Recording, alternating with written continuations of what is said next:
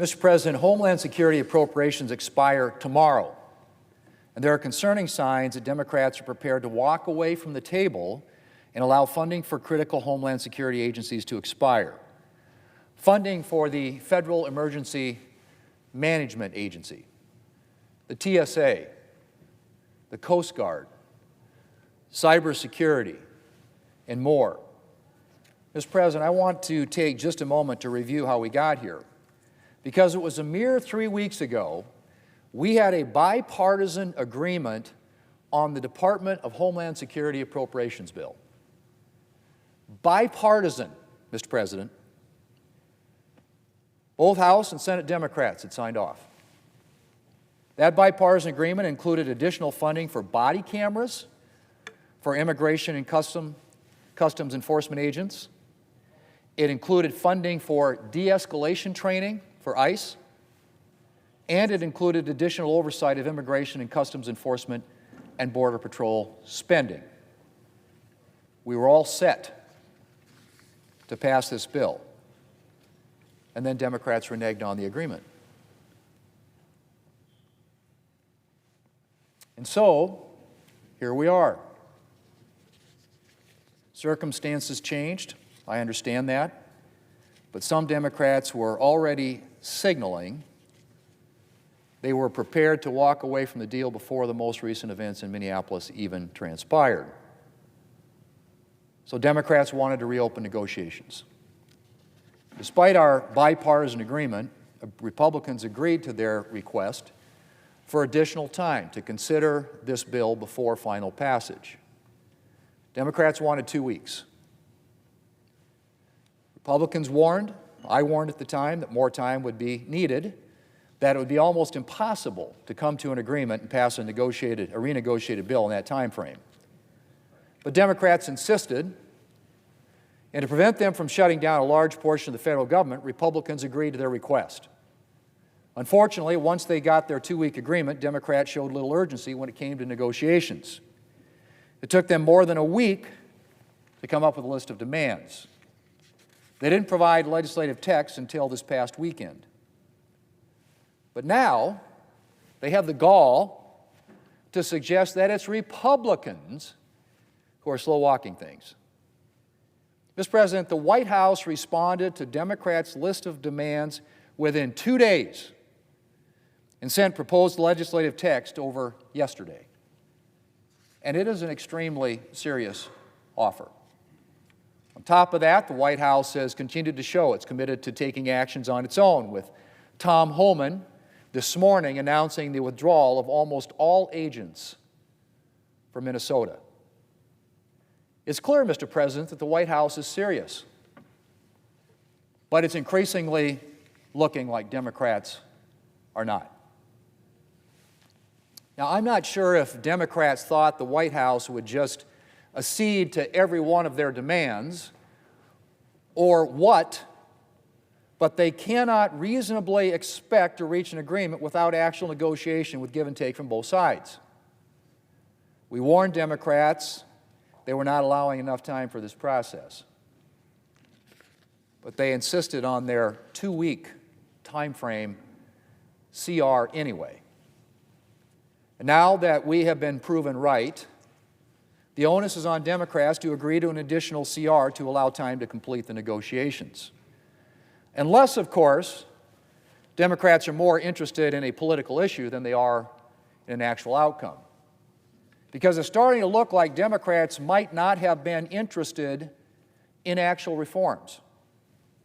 As I mentioned, they left an agreement on the table that would have provided for body cameras, de-escalation training, and increased spending oversight. And now, instead of allowing adequate time to negotiate on additional measures, they are threatening to shut down the Department of Homeland Security, which will get them exactly 0 changes to the status quo.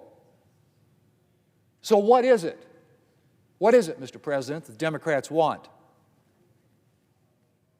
Policy changes? Or is it a political issue? Mr. President, Democrats are never going to get their full wish list. That's not the way this works. Republicans, for example, will not agree to measures that make it impossible for officers, for law enforcement officers, to do their jobs. But Democrats can build on the measures that Republicans have already agreed to if they actually engage in serious negotiations with the White House. So, Mr. President, the ball is in Democrats' court.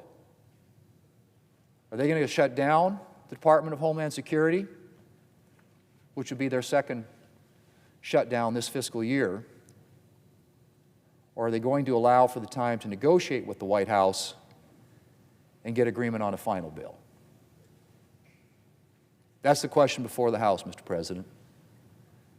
We had a bill, negotiated carefully, that Democrats had signed off on, which, as I said, they reneged on, wanted to revisit it, more time to negotiate, which we agreed to. We suggested at the time that probably 4 to 6 weeks would be an adequate amount of time in which to negotiate the changes, or some of the changes, the reforms, other things on top of the ones that have already been the bill that they want. And they said 2 weeks. They used over a week of that, about 10 days, to actually come up with their list of demands, to which the White House responded quickly. And again, right now, they are sitting in front of them a counterproposal from the White House, a reasonable good faith offer, as I said. So the question again before the House, Mr. President, is are they serious or aren't they? Is this about politics or is it about solutions? I'd like to believe that we're actually here to try and solve this problem and to fund the government, not just the Department of Homeland Security, but all the agencies of government that are covered in that bill, to include the Federal Emergency Management Agency, TSA, Coast Guard, cybersecurity. Those are all parts of this. It's pretty important stuff, Mr. President, I would argue. The Democrats are going to have an opportunity later today to vote not only on the bill as passed by the House, which they negotiated and then walked away from, which funds all these things I just mentioned. We will have that vote, and they will also have an opportunity to allow for an extension for additional time which we all knew was going to be necessary to actually reach a final deal. So it really is in their court. And it's not something that, they can point fingers at the Republicans or the White House. These are all things. We have accommodated them literally in every way in an attempt to try and reach an agreement that would, having been in good faith offered by the White House, to work with them to reach a deal that would satisfy some, if not all, but certainly address some of their concerns and demands, and do it in a way that keeps the government funded and keeps these important agencies operating. That's the question, and it's really up to them. So we'll find out, I guess, later today the answer to that question, Mr. President.